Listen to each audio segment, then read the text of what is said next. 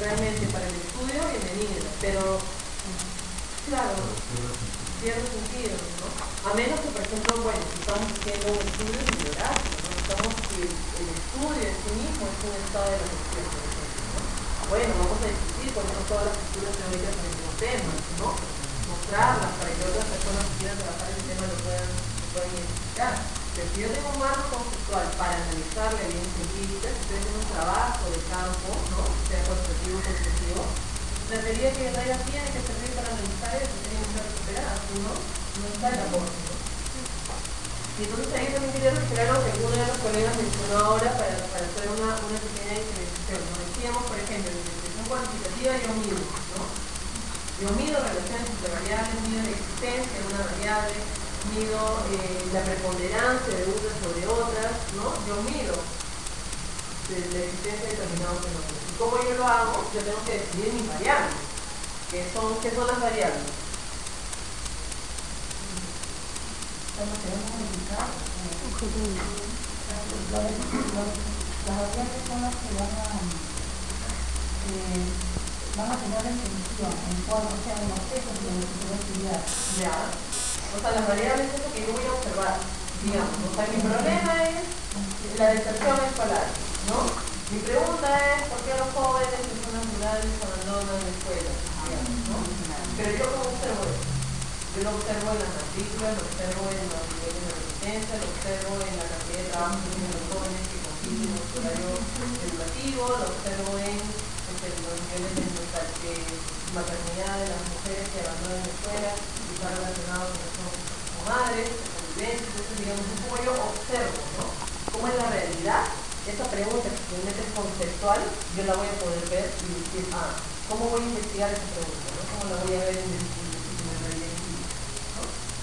Pero en la investigación cualitativa en realidad yo no manejo variables, ¿no? Decíamos también, por si acaso, no se preocupen, que en los varios manuales de investigación hay personas que hablan de variables en investigación cualitativa, ¿no? Entonces lo que hemos visto un poco acá en el salón de arriba es que más que importar los nombres mismos que estamos utilizando, hay que entender los procesos de los que se trata en investigación y a qué nos referimos por cada paso, ¿no? Entonces estamos proponiendo usar categorías de análisis. ¿Por qué categoría de análisis no variable? Porque la categoría de análisis muchas veces es, por ejemplo, un concepto, ¿no? La categoría de análisis, por ejemplo, es ciudadanía, que es definida teóricamente. Y esa definición teórica me va a servir en lo largo, por ejemplo, del estudio, porque si yo digo que ciudadanía, según la teoría de democracia participativa de tal autor, implica no solo tener 18 años, sino que implica ser activo y participar en la sociedad, entonces yo añadiré como manifestaciones de la ciudadanía que no solo cuando la persona va a votar, sino que yo observaré, por ejemplo, si es voluntario o voluntaria en una organización de barrio, si es líder, lideresa, ¿no? Si es si es propositivo, ¿no? De repente no tiene un cargo, pero es una persona que siempre está proponiendo, está queriendo resolver, ¿no? Está ocupando otras personas, ¿no? Pertenece a un movimiento, de repente hasta es un trabajo, pero digamos, de repente en nuestra definición podríamos decir, bueno, una persona que trabaja en una ONG de repente es más participativa que una persona que trabaja en una empresa, que trabaja con fines de lucro, por poner alguna definición. Pero lo que estamos trayendo es como entonces una definición teórica. Esa definición se me va a permitir observar la realidad. Por eso es una categoría de análisis, ¿no? Así es como cuando yo llegue al campo voy a saber a qué prestar la atención, porque si no yo llego y digo, ya, pero si es ciudadanía, pero ¿dónde está la ciudadanía? ¿Cómo yo estudio la ciudadanía? ¿Dónde la veo? ¿Dónde se manifiesta la ciudadanía?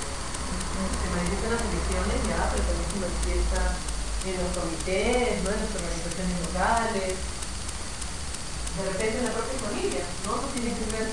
Puede ser una participación en la propia economía familiar, en la forma en que se ve en su comunidad, en fin.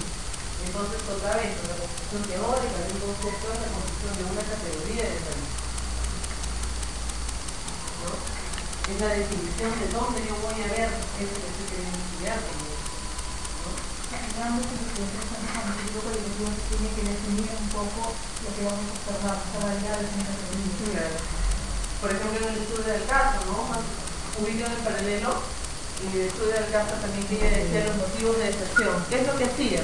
Ella leyó varias cosas y dijo, bueno, la literatura ya dice que la educación se debe a, recuerda, el embarazo, inicio de la convivencia, demanda de trabajo demanda de trabajo más asalariado, trabajo familiar, trabajo el historial familiar, apoyo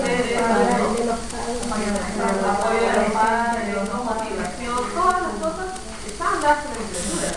Entonces, como estaban dadas por la literatura, ella pudo asumirlas como variables. Y como las pudo asumir como variables en el estudio, las incluyó en sus instrumentos de encuentro. Y por eso las pudo tener como resultado después de decir, sí, efectivamente esta aparece fuerte, ¿no? La mayor parte de las personas marcaron una opción, mencionaron esta, la opción excelente, ¿no? Entonces, claro, el marco conceptual tiene, digamos, tiene la utilidad de ayudarnos a discutir lo que encontramos, pero también nos dice dónde está lo que queremos finalizar, ¿no? También me dice dónde está en la realidad eso que queremos estudiar.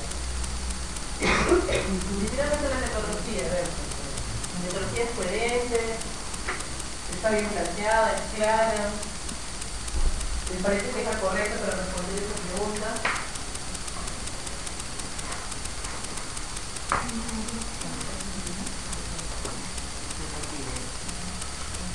Es interesante que también a partir de una discusión teórica, por ejemplo, ustedes van a verlo, porque la pregunta es ¿cuál es la propuesta de los jesuitas, ¿no? sobre formación ciudadana? ¿O cuál es la propuesta educativa de formación ciudadana en los proyectos, ¿no? Entonces, ¿dónde yo veo eso?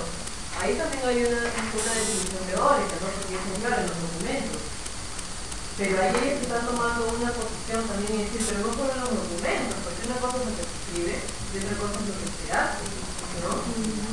Una cosa es lo que piensan los ideólogos de la institución y otra cosa es que las personas que en el día a día están en aula, efectivamente, de repente no comparten esa visión, de repente no la conocen, y hay un tema de cómo se difunde dentro de la compañía, digamos, de propuestas educativas, ¿no?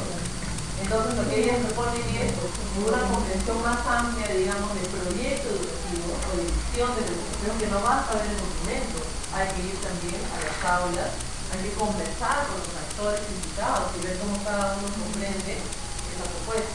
Profesora, en este caso de metodología ellos utilizaron dos instrumentos, uno que fue el análisis documental, que fueron el análisis del PI y del PCI, ¿no? Para ver la propuesta que ellos tenían, y el segundo instrumento que aplican es la entrevista.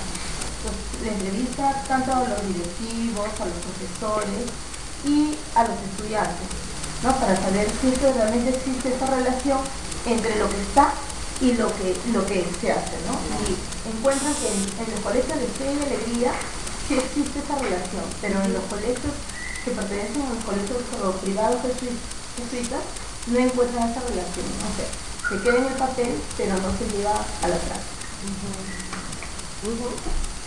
Claro, entonces ahí hay ese proceso de vincular también la metodología y la teoría no están desvinculadas, ¿no? Hemos visto que de la misma pregunta me define quién es mi muestra, quiénes son mis sujetos, y de la misma comprensión teórica, ¿no? Me define cómo trabajarla, me define cómo entender dónde está esa realidad, si son los instrumentos, si faltan los actores, ¿no? ¿Con qué actores? También podría decir, eso también es una discusión. No para quiénes son las comunidades educativas, por ejemplo. Ustedes saben perfectamente que algunos colegios se hablaba de comunidad educativa. Esa es una novedad, ¿no? Eran los docentes y los directores, ¿no? O los docentes, o los padres de familia, pero que se hable de comunidad educativa, y eso responde también a una comprensión teórica en el sentido no es solo lo abstracto, pero es la forma de interpretar, ¿no? Porque entonces hoy en día cuando hablamos de comunidad educativa lo que estamos haciendo es decir que quienes hacen parte, quienes construyen un proyecto educativo, un TI, ¿no? Quienes construyen una propuesta educativa, quienes además no la construyen, quienes ven que se cumple, quienes trabajan para que se lleve a cabo, quienes tienen que dar todas las condiciones, los directores, los administradores, los profesores, los alumnos, los padres de familia, la comunidad, los empresarios locales, el gobierno local, ¿no? Ahora la comunidad educativa somos todos, ¿no? La comunidad educativa. Pero eso hace 10 años probablemente lo que estuvimos hablando de la comunidad educativa. Y uno tiene que preguntar por qué piensan los actores de la educación, de repente son los que disparan los docentes, ¿no? Ahora se habla de sociedad educadora. No incluían de repente a los padres de familia o a los propios estudiantes, ¿no? Porque son niños. pero entonces ahí también hay una discusión teórica que nos determina en cómo aplicar metodológicamente en términos de pasos, de diseño, ¿no? La misma teoría nos determina cómo llevar a cabo, ¿no? Cómo avanzar en la aplicar el estudio.